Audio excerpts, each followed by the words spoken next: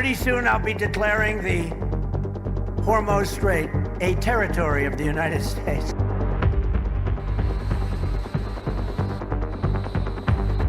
Susah bagi Amerika dalam waktu dekat ini menguasai Selat Hormuz secara total. Frustasi ya, karena memang Amerika Serikat sudah kehabisan strategi. Bara konflik di Timur Tengah antara Iran dengan Amerika Serikat dan sekutunya masih menyala. Ketegangan yang tak kunjung mengendur diiringi kebuntuan diplomasi dan ancaman eskalasi militer regional.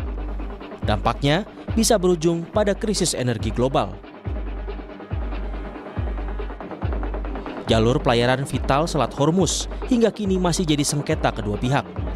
Presiden Amerika Serikat Donald Trump bahkan tak lagi sekadar menunjukkan kekuatan tempur untuk menebar ancaman bagi Iran. Trump mengklaim mengendalikan Selat Hormuz dan berencana mendeklarasikan selat itu sebagai bagian wilayah Amerika Serikat usai menang perang lawan Iran. Pernyataan kontroversial itu disampaikan Trump saat berbicara di sebuah rapat umum tentang hukum dan ketertiban di Long Island, New York pada Jumat lalu. Trump menegaskan bahwa blokade Amerika Serikat terhadap Selat Hormuz akan tetap diberlakukan dan menyatakan tidak akan ada kapal lain yang bisa melintas tanpa izin Amerika Serikat. And after we finish defeating Iran, which is being very badly defeated, pretty soon I'll be declaring the Hormuz Strait a territory of the United States.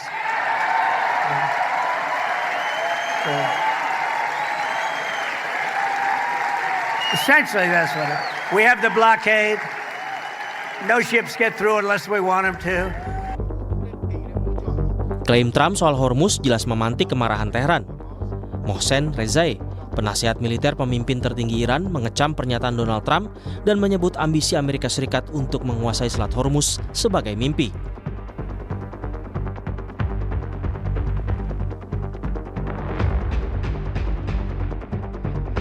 Dalam unggahan di media sosial X, Rezai menuliskan kesenjangan ketidakmampuan Amerika untuk membuka kembali Selat Hormuz dan klaimnya untuk menguasainya jauh lebih besar daripada jarak 7.000 mil antara Washington dan Selat Hormuz. Rezai juga menyisipkan foto bertuliskan beberapa mimpi terlalu jauh dari kenyataan. Soal Hormuz, Iran masih bertahan pada sikapnya saat ini. Ketua Parlemen Iran Muhammad Bagher Khalibaf menegaskan kendali lalu lintas Hormuz tetap di tangan Iran selama Amerika Serikat tak memenuhi syarat Iran. Selat itu tetap ditutup sampai Washington mencabut blokade, melepas aset yang dibekukan, mengakhiri ancaman dan operasi militer di semua lini.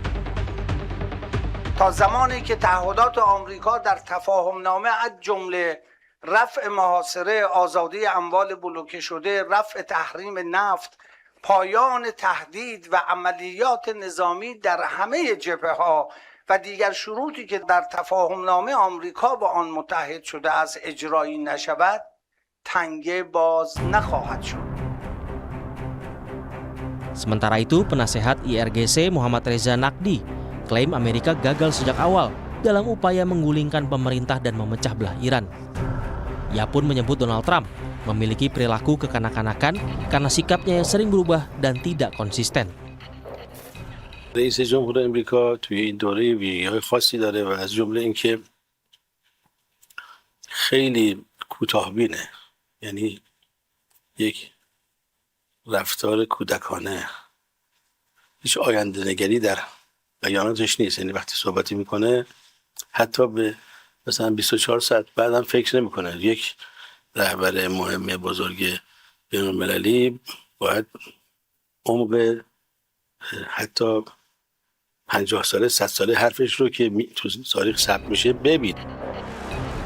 Pengamat hubungan internasional Binus University, Tia Mariatul Kiptiah menilai, Trump dan Amerika Serikat sudah sampai di tahap frustrasi untuk memenangkan perang. Sebab Iran tak mau lagi tunduk pada syarat yang mereka berikan. Trump sangat membutuhkan klaim kemenangan atas Iran untuk menghadapi pemilu sela yang tak lama lagi. Dan pengakuan soal kendali Hormuz seolah jadi trik mengelabui publik AS terkait kegagalannya di Timur Tengah. Ini adalah pada titik frustasi ya, karena memang Amerika Serikat sudah kehabisan strategi. Sudah semua strategi dikeluarkan tapi ternyata tidak membuat Iran bergeming sedikit pun. Bahkan sudah keluarkan pernyataan bahwa Iran sama sekali menolak ceasefire. Ceasefire pun Iran tidak mau. Artinya memang kalaupun ada perdamaian itu harus perdamaian permanen dan Amerika Serikat mengikuti poin-poin yang disodorkan oleh Iran. Jadi ya ini tentu seperti joke ya, tapi saya pikir dia tidak melakukan bercanda juga Trump. Ya. Artinya saya sepakat ada unsur mengulur waktu juga karena kan ini ada pemilu sela di Amerika Serikat dan Trump dan Partai Republiknya tidak ingin dianggap kalah. Karena kalau misalnya ini dilihat Amerika memang kalah dan dia sendirian, tidak ada koalisi, tidak ada NATO, tidak ada Uni Eropa yang ikut serta dalam perang ini, bahkan negara-negara Teluk juga memilih silent, artinya kalah sudah. Nah, bagaimana membungkus kekalahan ini supaya nanti di pemilu sela tidak terlihat begitu? Karena ini jelas kalau terlihat kalah, telak sudah untuk Partai Republik. Selain klaim soal kepemilikan Hormuz, Donald Trump menyatakan pihaknya tidak berencana menggelar pembicaraan dengan Iran. Pernyataan ini berbarengan dengan memanasnya situasi akibat kesepakatan Selat Hormuz antara Iran dan Oman. Melalui unggahan Truth Socialnya, Trump menyatakan tidak ada pembicaraan atau percakapan yang berlangsung ataupun yang dijadwalkan dengan Republik Islam Iran. Blokade Angkatan Laut tetap berlaku dan berkekuatan penuh. Selat Hormuz terbuka dan beroperasi, semua ranjau air telah disingkirkan atau diledakkan. Menurut pengamat intelijen dan keamanan Universitas Indonesia, Stanislaus Rianta, Trump sesungguhnya diambang kekalahan, namun menggunakan cara licik untuk kelabui publik Amerika. Iran yang tenang mengikuti permainan Amerika Serikat dinilai punya keuntungan besar jika ingin berebut kendali Hormuz. Termasuk kemungkinan negara-negara Teluk berbalik arah jika Trump kian tidak jelas dengan tujuan perangnya. Kita bisa menganalogikan ini seperti permainan ketika kita kecil gitu. Biasanya kalau orang mau kalah yang agak licik, itu dia hanya dua yang dilakukan. Membubarkan permainan atau menyatakan kemenangan yang terlalu dini. Jadi dia tidak mau kalah. Anak kecil kan pas pemain itu kan, dia terdesak. Tiba-tiba perangnya dibubarkan, udah bubar. Gitu. Kalau ada main catur, misalnya mau kalah itu kan ada yang licik kan, dibubarkan papan permainan itu. Atau dia tiba-tiba mengklaim menang gitu loh. Ini persis karakter Trump sebenarnya. Nah sekarang sebenarnya pokok persoalan adalah Selat Hormuz. Bagaimana situasi saat ini? Kalau saya melihat susah bagi Amerika dalam waktu dekat ini menguasai Selat Hormuz secara total. Karena memang Iran menang sana, Medan menang di sana. Iran mempunyai persenjataan, mempunyai rudal, mempunyai drone bawah laut, kemudian dia memiliki kapal-kapal cepat, dan itu cukup merepotkan.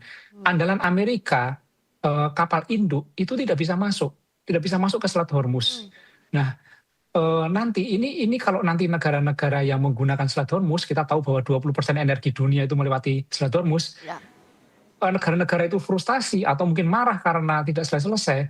Bahaya, karena apa? Jangan-jangan mereka lebih berpihak untuk memilih untuk berpihak pada Iran daripada Amerika. Karena faktanya itu memang milik Iran. Nah ini yang berbahaya sebenarnya. Di tengah perebutan klaim kendali Hormuz, negara di sekitar kawasan meningkatkan kewaspadaan. Pemerintah Uni Emirat Arab menuding Iran menembakkan 2 rudal balistik ke wilayahnya. Angkatan Udara mendeteksi 2 rudal yang mengarah ke Uni Emirat Arab jatuh ke laut. Rudal pertama jatuh di luar wilayah perairan negara itu, sementara rudal kedua jatuh di dalam wilayah perairannya. Melalui media sosial X-nya, Uni Emirat Arab menyatakan, Kementerian Pertahanan siap merespons setiap ancaman dengan tegas, melawan setiap upaya merusak keamanan negara dan maritim kawasan, serta stabilitas negara. Namun Iran yang tak gentar dengan berbagai tudingan dan ancaman justru kembali memamerkan rudal di area publik di Teheran. Media Iran, IRIB News, melaporkan militer Iran, IRGC, memamerkan rudal hulu ledak tinggi di alun-alun Teheran. Rudal merupakan senjata andalan Iran selain drone murah dalam pertempuran melawan Amerika dan Israel pada Perang 60 Hari, pasca serangan yang menyebabkan gugurnya pemimpin tertinggi Iran, Ayatullah Ali Khamenei. Isu Selat Hormuz seolah jadi perdebatan dan perselisihan tak berujung dalam konflik antara Iran dan Amerika Serikat. Segala upaya diplomasi untuk membuka kembali jalur pelayaran strategis itu kerap buntu tanpa hasil yang konkret. Akankah kebuntuan ini menutup pintu damai Amerika Serikat dan Iran